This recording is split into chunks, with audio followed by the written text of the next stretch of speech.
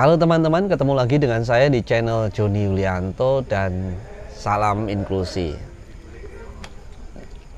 Sebentar lagi kita akan memperingati Hari Hak Asasi Manusia Internasional pada tanggal 10 Desember. Dan sebelum itu sebetulnya ada Hari Internasional Pembela HAM pada tanggal 7 Desember yang juga akan diperingati. 2 bulan yang lalu kita juga memperingati Hari Pembela HAM Nasional pada 7 September yang kita tahu 7 September adalah hari wafatnya almarhum Munir, salah seorang pembela hak asasi manusia yang sangat kuat melakukan pembelaan, bersuara terkait dengan kasus-kasus pelanggaran HAM yang dilakukan dan terjadi di negeri ini. Nah, berkait dengan topik itu ada hal yang menarik sebetulnya yang ingin kita diskusikan sama-sama. Bersama saya sudah ada Cak Wawa, Cak Hari Kurniawan. Apa kabar, Cak? Baik, alhamdulillah. Ini senang sekali karena kita ketemu dengan narasumber yang memang bergerak di bidangnya begitu, yang belum lama ini juga di beberapa daerah ya, Cak ya, ada sosialisasi terkait dengan perlindungan bagi pembela HAM gitu ya. Nah, ini Cak. Karena penikmat channel ini kan banyak teman-teman difabel yang barangkali belum terlalu familiar dengan pembela HAM dan kemudian kenapa perlu ada perlindungan bagi pembela HAM. Sebetulnya seperti apa sih kerentanan atau hal-hal yang kemudian menjadi perlu dilindungi bagi pembela HAM di Indonesia ini? Ya, jadi kita ketika berbicara sebagai pembela HAM itu seperti apa? Pembela HAM itu adalah setiap orang yang secara sendiri-sendiri maupun secara bersama-sama dalam kelompok atau organisasi yang ada melakukan kerja-kerja baik secara langsung maupun tidak langsung untuk memajukan dan memperjuangkan pelindungan dan pemenuhan hak asasi manusia baik di tingkat nasional maupun internasional dengan cara-cara damai dan mengakui universalnya hak asasi manusia. Begitu. Nah, peran pembela HAM ini cukup penting ya. Yang pertama adalah mencari dan mengumpulkan informasi dan fakta terkait dugaan pelanggaran HAM. Jadi juga ikut melaporkan adanya dugaan pelanggaran HAM. Yang kedua adalah melakukan pembelaan terhadap korban pelanggaran HAM. Jadi misalnya sikap itu, semua orang di dalam sikap itu adalah pembela HAM kan begitu. Atau misalnya ada PJS, ada formasi disabilitas, itu semua yang tergabung dalam formasi disabilitas adalah pembela HAM karena itu tadi ya melakukan kerja-kerja untuk pelindungan dan pemenuhan terhadap hak-hak disabilitas misalnya. Terus kemudian menjamin akuntabilitas dan mengakhiri impunitas, artinya tekanan-tekanan dan diskriminasi terhadap hak asasi manusia yang ada begitu. Mendukung tata kelola dan kebijakan pemerintahan yang lebih baik gitu. Sebenarnya dia harusnya jadi partner pembela pemerintah. Kemudian berkontribusi mendorong implementasi instrumen HAM internasional. Kan itu udah banyak konvensi ya, baik konvensi anti penyiksaan atau CAT, kemudian konvensi hak anak ya kan, konvensi anti kekerasan terhadap perempuan atau CEDAW, konvensi ya CRPT sendiri, kemudian ada konvensi sipil politik kan, konvensi ECOSOC kan gitu. Nah, ini yang menjadi dasar kemudian mereka bekerja. Nah, mereka kemudian mendorong untuk berkontribusi mengimplementasikan instrumen HAM internasional dan kemudian melakukan pelatihan dan pendidikan hak asasi manusia di masing-masing kelompoknya, termasuk kelompok disabilitas misalnya. Nah, kemudian kerentanannya apa saja sih dari pembela HAM? Menjadi target intimidasi, serangan untuk melemahkan gerakan dan advokasi hak asasi manusia. Ya, contohnya misalnya Undang-Undang ITE ini kan undang-undang karet ya, yang pasal-pasal karet yang kemudian ini bisa menjebak teman-teman pembela HAM kena dengan pasal pencemaran nama baik, pasal 45 di Undang-Undang ITE yang itu sangat memberatkan bagi para pembela HAM. Kemudian Undang-Undang Cipta Kerja, KUHP dan lain-lain. Terus keterbatasan dan ketergantungan pada sumber daya eksternal. Baik itu dari sisi pendanaan, misalnya ketika mereka mengalami kriminalisasi seperti apa pendanaannya, bagaimana menyelamatkan keluarganya yang terkena kriminalisasi, penghidupan ekonominya seperti apa, kemudian fasilitas-fasilitas yang mereka punyai, misalnya kemudian ada phishing, ya kan, phishing atau hacking media-media sosialnya. Ini juga menjadi konsentrasi dan kerentanan yang dimiliki oleh pembela HAM, termasuk bagaimana melanjutkan gerakan hak asasi manusia itu, jadi menjaga keberlanjutan hak asasi manusia itu. Nah, saat ini di Indonesia juga organisasi pembela HAM ini tidak berkurang dan kurang terkonsolidasi, sehingga ini perlu kemudian ancaman terhadap satu pembela HAM ini juga menjadi ancaman pembela HAM yang lain. Gitu. Nah, tadi saya bilang tentang ancaman ya, ada beberapa ancaman yang terjadi terhadap pembela HAM. Misalnya ancaman dan atau serangan yang mengakibatkan gangguan fisik, psikis, seksual, verbal dan kematian. Nah, kemudian ancaman dan atau serangan terhadap properti baik milik pribadi atau organisasi yang digunakan dalam kegiatan pembelaan HAM. Nah, ada beberapa yang sampai kantornya rusak begitu kan, dibakar begitu kan. Nah, itu yang terjadi di beberapa tempat, misalnya di NTT, kemudian di wilayah-wilayah yang lainnya, Sumatera Utara dan sebagainya. Nah, ancaman dan atau serangan digital tadi yang phishing, hacking itu termasuk ancaman ya, baik terhadap pribadi atau organisasi, ya kan, yang sedang melakukan kegiatan pembelaan HAM. Kemudian ancaman dan atau serangan dengan mendiskriminasi pribadi pembela HAM, ya kan, dengan kemudian menyebarkan black campaign, fitnah-fitnah terhadap pembela HAM yang sebenarnya tidak dilakukan begitu kan oleh pembela HAM itu sendiri, agar pembela HAM itu dikucilkan oleh masyarakat kan gitu. Kemudian ancaman dan atau serangan dengan penggunaan hukum yang sewenang-wenang, ya tadi pakai undang-undang itu, pakai undang-undang KUHP yang itu menggunakan pasal-pasal karet, atau undang-undang lingkungan misalnya, atau undang-undang pertambangan. Nah, terus kemudian ancaman dan atau serangan dengan perampasan hak ekonomi, sosial dan budaya.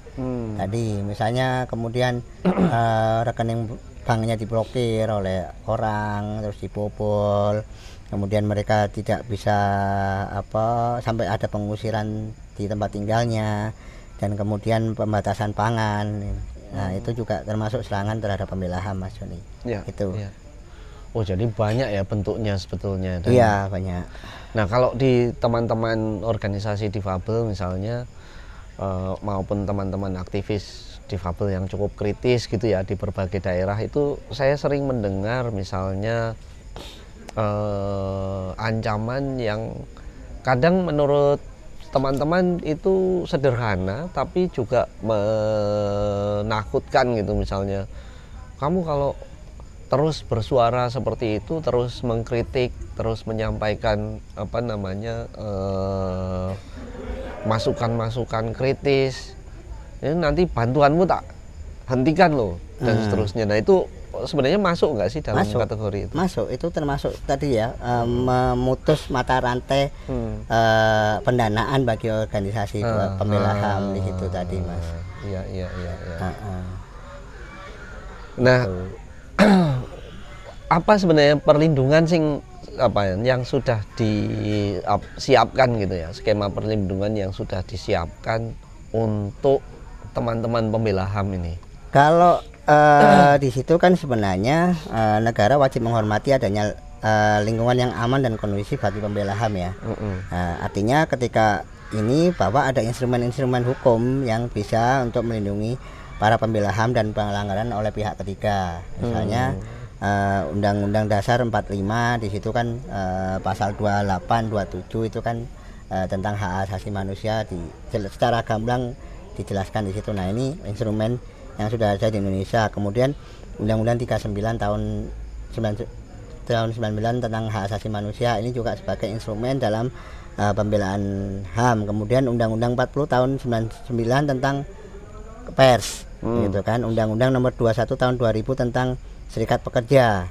Undang-Undang 18 tahun 2003 tentang advokat, Undang-Undang Nomor 32 tahun 2009 tentang PPLH, Undang-Undang 16 tahun 2001 tentang bantuan hukum, terus kemudian Undang-Undang 8 2016 sendiri tentang penyandang disabilitas. Itu kan ada berapa? Ada 20 hak ya, 22 hak yang kemudian kalau diterjemahkan ada 30, sebenarnya diturunkan jadi 30 hak. Kemudian ada hak khusus perempuan dan anak gitu.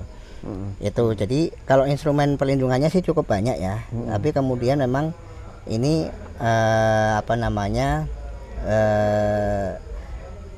masih menjadi kerawanan karena memang implementasi dari undang-undang itu masih belum secara maksimal di Indonesia gitu. Itu.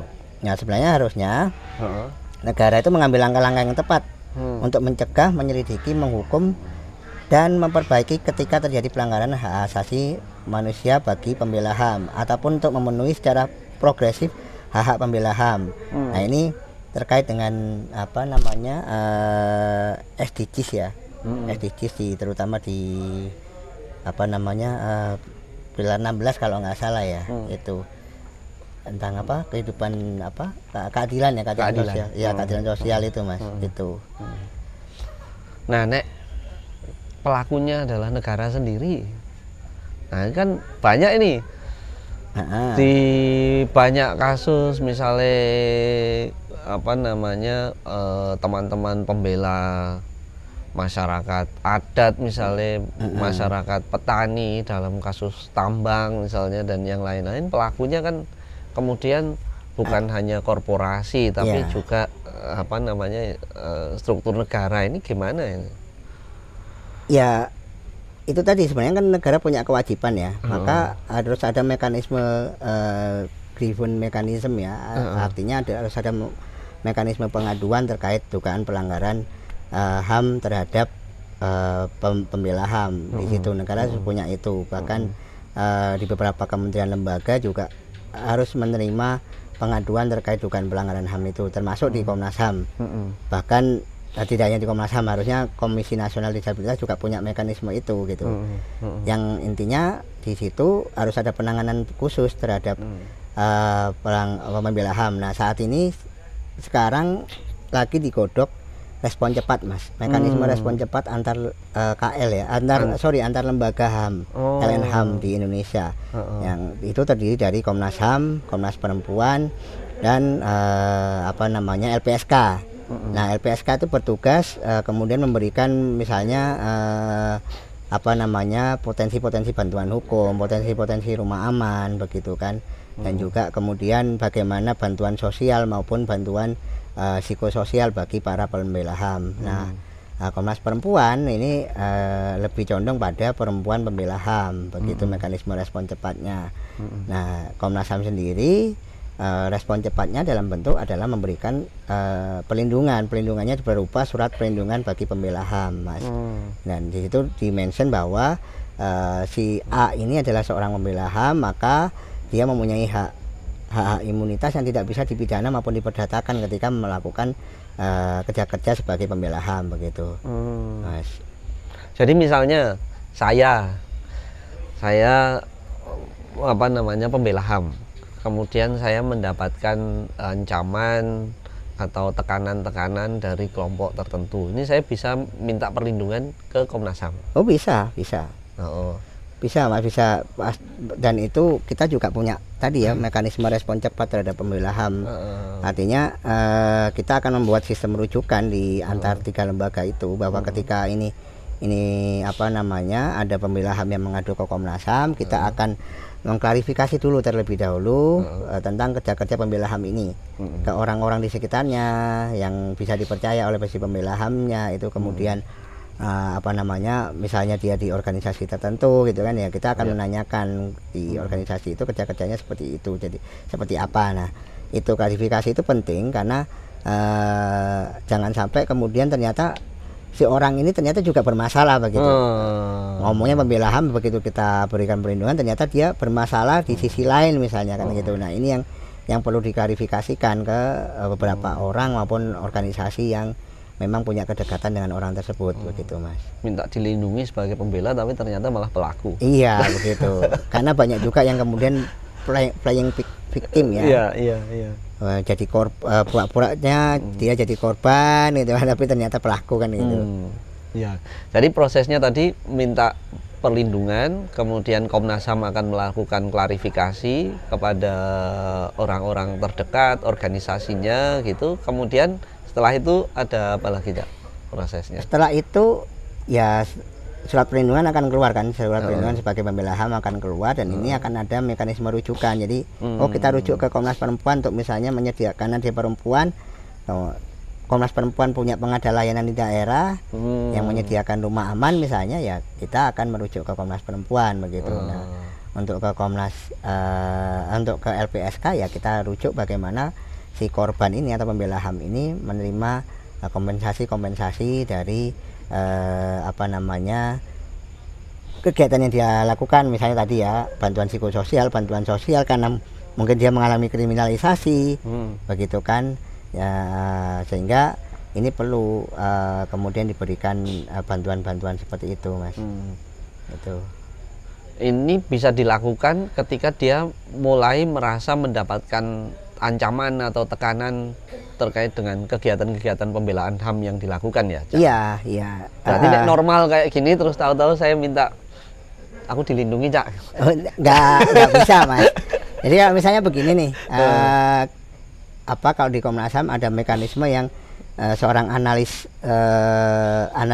dugaan pelanggaran HAM itu, analis dugaan pelanggaran HAM itu ada di penegakan HAM di Komnas HAM ya. Mereka akan menganalisis pengaduan yang ada begitu. Nah, dari pengaduan itu mereka akan melihat ini ada potensi nggak intimidasi, ada potensi nggak kriminalisasi misalnya seperti itu, atau ada potensi nggak kasus ini akan menjadi besar, gitu kan. Nah, ketika dianalisis itu ada potensi-potensi itu, maka termasuk ancaman fisik ya, maka harus segera dikeluarkan surat perlindungan pembela HAM, dan itu mekanisme respon cepatnya harus berjalan. Kalau di Komnas Perempuan misalnya 7 hari, kalau di Komnas HAM ya 3 hari begitu. Gitu. Jadi siapa saja yang kemudian kan bisa jadi nggak ngelapor ke Komnas HAM tapi ngelapor ke Komnas Perempuan, ngelapor ke LPSK kan gitu. Tapi sekarang ini kan definisi pembela HAM ini kan berkembang ya, jadi tidak hanya kemudian di perempuan, kemudian di kelompok rentan dalam artian bukan anak-anak ya, tapi ini berkembang kemudian ada anak pembela HAM kan begitu. Itu yang lagi dikembangkan juga mekanisme bagaimana pengaturan perlindungan terhadap anak sebagai pembela HAM oleh KPAI kan gitu. Itu jadi sekarang LNHAM ini bergerak cepat, Mas, termasuk bagaimana Dewan Pers juga melakukan pelindungan terhadap jurnalis kan gitu yang mengalami intimidasi. Dan misalnya di Maluku kemarin catatan teman-teman AJI misalnya, AJI Maluku mencatat masih 68 nih jurnalis yang mengalami ancaman kekerasan di Maluku gitu kan, bahkan sampai ada 2 orang yang nyawanya melayang kan itu. Ini membutuhkan upaya respon cepat dari negara gitu, dalam artian ya lembaga negara yang bergerak di HAM yang bisa memberikan respon cepat itu gitu. Mas. Seserius apa sih, Cak, sebenarnya permasalahan ancaman terhadap pembela HAM ini sehingga kemudian lembaga nasional HAM ini memandang bahwa ini perlu direspon dengan cepat, perlu dibuat mekanisme yang seefektif mungkin gitu untuk bisa merespon, memberikan perlindungan ini. Maksudnya apakah memang kemudian kasusnya sudah sedemikian meningkat begitu? Kasusnya sudah sedemikian meningkat ya, Mas. Di tahun 2023 ini misalnya Komnas HAM sudah mencatat mengeluarkan 23 surat perlindungan dan 18 diantaranya adalah masyarakat adat. Kenapa kemudian meningkat? Ini karena ada proyek strategis nasional yang kemudian ini mengindahkan hak-hak masyarakat adat, hak-hak kelompok-kelompok rentan yang lainnya begitu. Nah, ini yang menjadi peluang kemudian para pembela HAM itu sebuah entitas yang harus dilindungi dalam hal bekerja. termasuk bagaimana keselamatan diri pribadi maupun keluarganya dari ancaman kekerasan maupun ancaman secara psikis ya kepada mereka itu Mas. Jadi serius banget, dan ini makin meningkat ketika Undang-Undang Ciptaker itu disahkan misalnya seperti itu. Biasanya mereka kenanya Undang-Undang ITE ya, apalagi nanti KUHP berlaku, KUHP yang baru berlaku ini juga akan lebih mengancam ke teman-teman pembela HAM gitu kan. Itu termasuk teman-teman disabilitas. Tidak menutup kemungkinan ketika teman-teman bekerja di lapangan, misalnya teman-teman, contoh kasus teman-teman PJS yang kemudian mengalami intimidasi ketika ada seorang dokter gigi yang di Jogja ini yang dimasukkan di panti rehabilitasi gitu kan, kemudian teman-teman mencoba membebaskan mereka dari panti rehabilitasi itu, kemudian mereka mendapatkan ancaman kekerasan dari suaminya, suami si korban ini, dan juga dari lembaga yang ada gitu. Ini, dan ancaman itu tidak main-main, termasuk bagaimana ancaman nyawa yang ini gitu, yang dilakukan oleh mereka gitu. Itu Mas. Ini penting karena kebanyakan kan tidak tahu ya bahwa sebenarnya ada mekanisme perlindungan ini gitu ya. Lebih banyak itu kan melihatnya, wah ya ini resiko dan saya harus menghadapinya. Jadi pilihannya kemudian berani untuk melanjutkan upaya pembelaan, atau kemudian ya sudah, karena resikonya berat, ancamannya banyak dari sana sini, kemudian nggak tahu perlindungannya dari mana, bisa melakukan apa, jadi kemudian memilih untuk berhenti kan gitu kebanyakan. Nah kalau dari ini sisi pelaku pembela HAM sendiri, ada nggak kira-kira sebenarnya tips apa yang bisa dilakukan untuk kemudian lebih bisa melindungi dirinya dan aksi-aksi yang dilakukan begitu, supaya kemudian bisa memitigasi gitu resiko-resiko itu? Pertama adalah membuat jejaring ya, sehingga ketika dia melakukan advokasi tidak sendiri. Ketika mereka sendiri maka akan mudah dikriminalisasi. Tapi ketika mereka berjejaring, orang yang akan melakukan kriminalisasi akan berpikir ulang. Kedua juga ketika melakukan tindakan kerja-kerja advokasi terkait dengan hak asasi manusia, yang harus dipikirkan adalah resiko dari pilihan-pilihan itu tadi, tindakan yang dilakukan begitu, sehingga ini memunculkan bagaimana solusinya nanti kan gitu. Itu yang harus dipikirkan. Tapi yang paling jelas adalah itu tadi ya, membuat networking dan juga mulai berpikir bagaimana terjadi intimidasi, apa yang harus dilakukan, proteksi keamanannya seperti apa kan gitu. Belajar silat salah satunya, tapi kan ini bukan menjadi jawaban yang ini juga ya, karena kalau belajar silat yang royok orang 20 juga belum tentu bisa kan gitu. Tapi kemudian jadi kayak misalnya dia harus bikin semacam hazard map ya, atau peta kerawanan bencana ya, bencana bagi dirinya sendiri. Kalau misalnya nanti ada serangan di sini, mereka harus lari kemana, siapa yang dihubungi, itu juga harus dilakukan begitu. Terus bagaimana mendapatkan akses bantuan hukum, nah itu perlu kan itu Pak. Itu.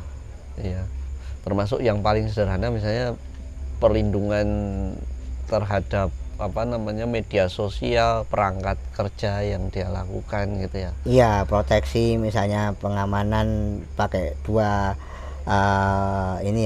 cara pengamanan.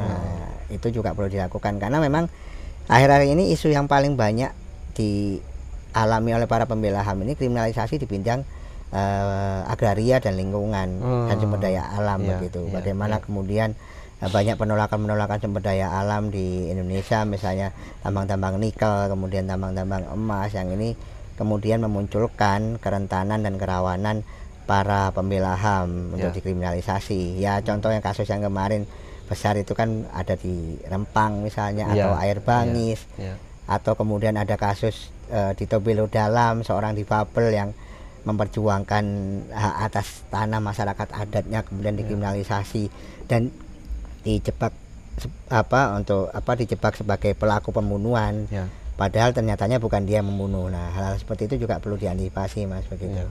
Ya. Nah, ini ya perlu menjadi kewaspadaan kita semua, antisipasi, tetapi juga bukan berarti kita harus takut ya, Cak, ya, Iya. untuk melanjutkan kerja-kerja ini gitu. Nah, mungkin terakhir, Cak, apa ya, kalau ada pesan atau tips untuk teman-teman aktivis difabel yang juga sampai saat ini, sampai hari ini masih giat melakukan pembelaan bukan hanya di isu difabel tapi juga di isu-isu yang lain. Nah, kira-kira apa pesan atau penyemangat gitu dari Cak Wawa untuk apa namanya soal perlindungan pembela HAM ini? Ya, artinya tidak usah takut ya, karena ini menjadi konsen utama dari lembaga negara LNHAM di Indonesia untuk melakukan perlindungan terhadap pembela HAM, baik itu melalui mekanisme respon cepat ataupun mekanisme yang dimiliki. Kalau mekanisme respon cepat itu kan antara LNHAM ya, tapi mekanisme secara kelembagaan di LNHAM-nya sendiri sudah dibangun di dalam internal LNHAM-nya. Jadi kalau ada apa-apa yaitu tadi dengan cepat memikirkan mitigasinya. Jadi ketika teman-teman sudah mulai bekerja melakukan pembelaan terhadap hak asasi difabel misalnya, ya teman-teman sudah mulai berpikir, oh kalau saya melakukan kerja seperti ini nanti rekan kerja saya seperti apa. Jadi makanya kenapa advokasi kebijakan itu tidak bisa bekerja secara sendiri, tapi harus berkelompok, kemudian membuat jejaring dengan semua pihak termasuk akademisi kan gitu, agar ini memperkuat jaringan ketika teman-teman dikriminalisasi misalnya, ada satu early warning system yang dibangun bareng-bareng di tingkat komunitas itu begitu, Mas. Nah, jadi nggak usah takut untuk memperjuangkan sesuatu yang memang itu dianggap benar ya. Dalam hal memperjuangkan hak begitu. Ya. Ada nggak terakhir mungkin nih? Ada nggak apa? Mau ngomong terakhir? Ya, nggak apa-apa, terakhir dan paling akhir gitu kan. Ada nggak semacam panduan atau apa ya? Yang bisa dipelajari gitu terkait dengan kalau saya sebagai pembela HAM kemudian bagaimana mengelola resiko-resiko sebagai pembela HAM, kemudian saya harus kemana dan seterusnya.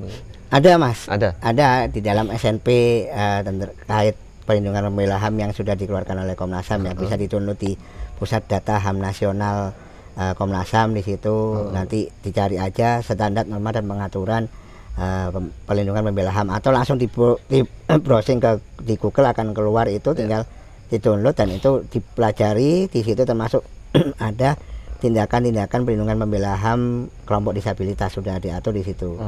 Gitu. Tapi memang munculnya SNP ini waktu itu pembuatannya masih standarnya belum ada Undang-Undang 8 2016, tapi mereka pakai CRPD, Mas, gitu. Gitu. Jadi memang masih perlu pengembangan di situ. Gitu. Tapi ini yang kemudian di mekanisme di Komnas HAM ada yang namanya grievance mekanisme atau mekanisme pengaduan yang itu sudah disesuaikan dengan Undang-Undang 8 2016 dan hak penyandang disabilitas, Mas. Termasuk ada inform consent di sana, kemudian ada profil assessment sesuai dengan PP 39, itu kan akomodasi yang layak difabel berhadapan dengan hukum ya. Gitu. Wes, mantap. Itu. Artinya kembali lagi teman-teman tidak perlu takut gitu ya, karena sebenarnya mekanisme perlindungannya sudah ada, tinggal kita gunakan untuk semakin membuat kita lebih yakin, lebih berani dalam melakukan kerja-kerja pembelaan hak asasi manusia. Oke, terima kasih banyak Cak Wawa untuk obrolan ini, semoga bermanfaat untuk teman-teman. Dan karena kita juga akan menyongsong Hari Hak Asasi Manusia dan juga Hari Pembelaan Hari Pembela HAM yang akan diperingati Desember besok, nah, sehingga semoga ini menjadi semacam penguat buat kita, dan kita juga akan memperingati Hari Disabilitas Internasional. Semoga ini menjadi momentum untuk semakin menguatkan penegaan, perlindungan, pemenuhan, dan tentu juga pembelaan hak bagi difabel atau penyandang disabilitas khususnya maupun juga warga negara pada umumnya. Terima kasih, kita ketemu lagi di konten berikutnya dan salam inklusi.